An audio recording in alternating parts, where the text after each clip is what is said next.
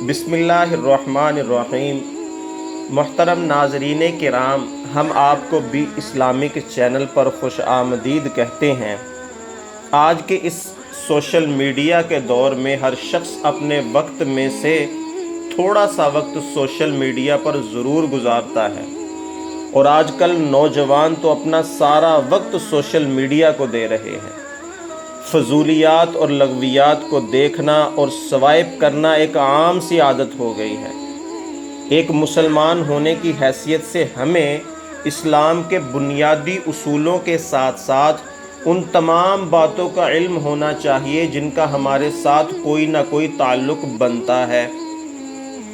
قرآن پاک میں اللہ پاک نے انبیاء کرام کے بارے میں بہت تذکرہ فرمایا ہے۔ ہم نے ایک سلسلہ شروع کیا ہے جس میں ہم آپ کو انبیاء کرام کے بارے میں تحقیق شدہ اور مستند چیزوں کا بتائیں گے۔ آج کی اس ویڈیو میں ہم مچھلی والے نبی یعنی حضرت یونس علیہ السلام کے بارے میں بات کریں گے۔ ویڈیو کو آخر تک دیکھیے گا کیونکہ یہ ویڈیو بہت دلچسپ اور انفارمیٹیو ہونے والی ہے۔ قرآن پاک کی 6 سورتوں میں حضرت یونس علیہ السلام کا ذکر کیا گیا ہے، اور سورہ یونس تو حضرت یونس علیہ السلام کے نام سے ہی منسوب ہے۔ قرآن پاک میں حضرت یونس علیہ السلام کو صاحب الحوت اور ذو النون کے نام سے بھی پکارا گیا ہے۔ حوت اور نون کو عربی میں مچھلی کو کہتے ہیں۔ حضرت یونس علیہ السلام کے والد کا نام متا تھا۔ آپ کا پورا نام یونس بن متا ہے۔ حضرت یونس علیہ السلام کو جس قوم کی طرف بھیجا گیا انہیں اہل نینوا کہتے ہیں۔ نینوا عراق کا ایک مشہور علاقہ ہے۔ اہل نینوا 681 قبل مسیح دریائے دجلہ کے کنارے آباد تھے، اور اس کے بعد سلطنت عثمانیہ میں یہ ترکی نے بھی اس علاقے کو فتح کیا، لیکن پہلی جنگ عظیم کے بعد یہ علاقہ ترکی سے چھن کر یورپی لوگوں کے زیر اثر آ گیا۔ یہ تو تھا اس کا موجودہ بیک گراؤنڈ۔ جب حضرت یونس علیہ السلام کو اہل نینوا کی طرف مبعوث کیا گیا تو ان کی تعداد کتنی تھی اس کا ذکر بھی قرآن پاک میں موجود ہے۔ ان کی آبادی 1 لاکھ یا اس سے زیادہ تھی۔ مفسرین کہتے ہیں کہ او یزیدون سے مراد 10,000 سے لے کر 70,000 تک بنتی ہے۔ یہ علاقہ بہت زرخیز تھا اور یہاں کے رہنے والے تہذیب و تمدن کے علمبردار تھے۔ اشوریوں نے جب اس علاقے کو فتح کیا تو اس کو اپنا دارالحکومت بنا لیا۔ یہ اس وقت تجارت کا مرکز تھا اور یہاں گہما گہمی عروج پر تھی۔ ہم پہلے بھی ذکر کر چکے ہیں کہ یہاں کی آبادی 1,10,000 سے 1,70,000 تک تھی۔ اس سے آپ اندازہ لگا سکتے ہیں کہ یہ علاقہ کتنا پر رونق اور آباد تھا۔ حضرت یونس علیہ السلام کو جب اہل نینوا کی طرف بھیجا گیا تو آپ کی عمر 28 سال تھی۔ عام طور پر انبیاء علیہ السلام کو 40 سال کے بعد نبوت ملتی ہے۔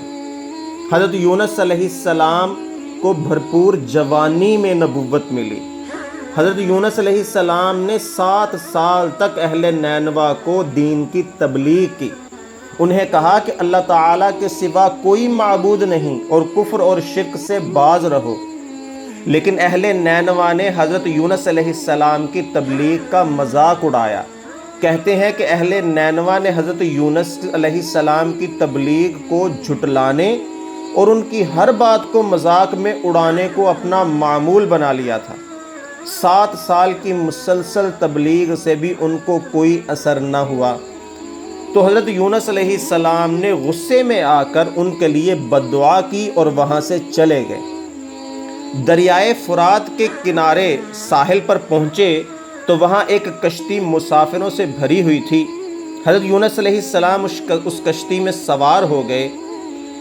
بیچ دریا میں اچانک طوفانی ہوائیں چلنے لگیں اور کشتی ڈوبنے لگی، تو کشتی کے سوار کہنے لگے کہ کوئی غلام اپنے آقا سے بھاگ کر آیا ہے اور اس کشتی میں سوار ہو گیا ہے۔ جب تک وہ اس کشتی سے اتر نہیں جاتا کشتی کا ڈوبنا طے ہے۔ حضرت یونس علیہ السلام نے جب کشتی والوں کی یہ بات سنی تو دل میں خیال آیا کہ میں بھی تو اپنے آقا کے حکم کے بغیر چلا آیا ہوں۔ حضرت یونس علیہ السلام نے وحی کا انتظار نہیں کیا تھا اور قوم کو بد دعا دے کر چلے آئے تھے۔ حضرت یونس علیہ السلام کشتی والوں سے کہنے لگے کہ میں اپنے آقا سے بھاگا ہوا غلام ہوں، مجھے کشتی سے باہر پھینک دو۔ کشتی والوں نے انہیں پھینکنے سے انکار کر دیا اور طے کیا کہ ہم قرعہ اندازی کر لیتے ہیں، جس کا نام قرعہ میں نکلے گا اس کو کشتی سے پھینک دیں گے۔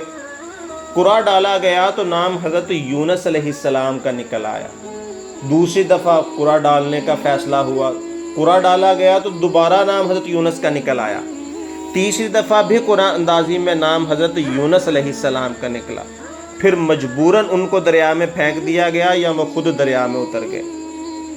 یہاں سے یونس علیہ السلام کی اصلاح شروع ہوتی ہے۔ نبی تو معصوم ہوتے ہیں، ان سے تو کوئی گناہ سرزد نہیں ہوتا۔ علماء فرماتے ہیں کہ یہ حضرت یونس علیہ السلام کی اجتہادی غلطی تھی۔ اللہ تعالیٰ ایک مچھلی کو حکم فرماتے ہیں کہ یونس کو نگل لو، نگلنے کی اجازت ہے، کھانے کی نہیں۔ مچھلی کے پیٹ میں حضرت یونس علیہ السلام کو لگا کہ وہ مر گئے ہیں، لیکن جب پاؤں پھیلائے تو یقین ہوا کہ ابھی زندہ ہے۔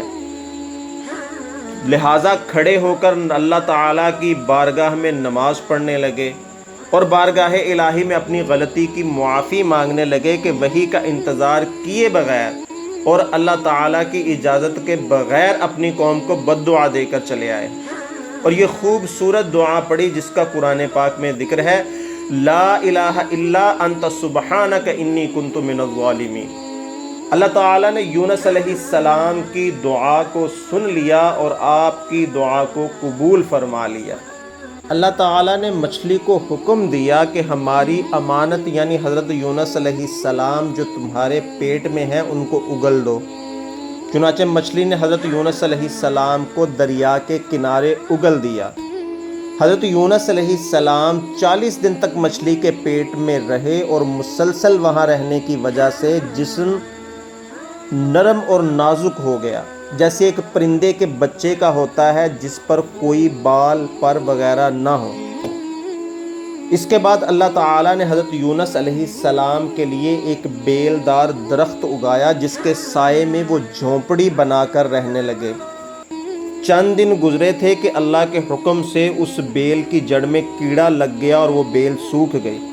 حضرت یونس علیہ السلام کو اس بیل کے سوکھنے کا بہت دکھ ہوا۔ تب اللہ تعالیٰ نے وحی کے ذریعے حضرت یونس علیہ السلام کو مخاطب کر کے فرمایا کہ یونس، تمہیں اس بیل کے سوکھنے کا بہت رنج و غم ہوا ہے، حالانکہ یہ ایک معمولی سی چیز ہے، مگر تم نے 1 لاکھ سے زائد آبادی کے لیے بد دعا کی کہ میں انہیں ہلاک کر دوں، حالانکہ اس میں انسانوں کے ساتھ ساتھ جانور اور دوسرے جاندار بھی ہیں۔ ان کو ہلاک کرنے سے مجھے کوئی غم نہ ہوگا۔ کیا ہم ان کے لیے اس سے زیادہ مہربان نہیں ہیں جتنا تم اس بیل کے لیے ہو؟ ایک پیغمبر کی شان کے مطابق یہ بات نہ تھی کہ وہ اپنی قوم کے حق میں عذاب کی بد دعا کر کے چلا جائے اور وحی کا انتظار بھی نہ کرے۔ یونس علیہ السلام اپنی قوم کو بد دعا دے کر جب روانہ ہوئے تب آدھی رات کا وقت تھا۔ ادھر اہل نینوا کو حضرت یونس علیہ السلام کی بد دعا کے آثار نظر آنے لگے۔ جب اہل نینوا نے حضرت یونس علیہ السلام کو ڈھونڈنا شروع کیا اور وہ نہیں ملے تو ان کو یقین ہو گیا کہ حضرت یونس علیہ السلام بستی چھوڑ کر چلے گئے ہیں۔ یہ سوچ کر ہر خاص و عام کے دل میں خوف اور دہشت بیٹھ گئی کہ ایمان نہ لانے کے نتیجے میں ہماری ہلاکت اب یقینی ہے۔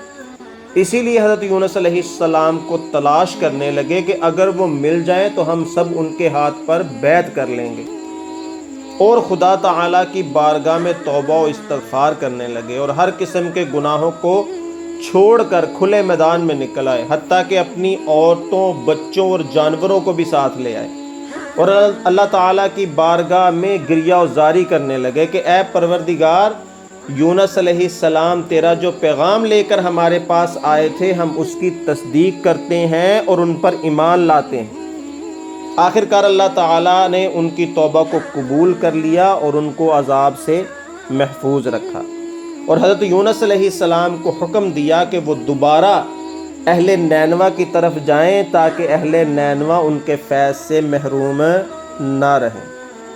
اگر آپ کو ہماری ویڈیو پسند آئے تو ہمارے چینل کو سبسکرائب کریں اور اپنی رائے کا اظہار کمنٹ باکس میں ضرور کر دیں۔ آپ کی سپورٹ کی ہمیں ضرورت ہے۔ جزاک اللہ۔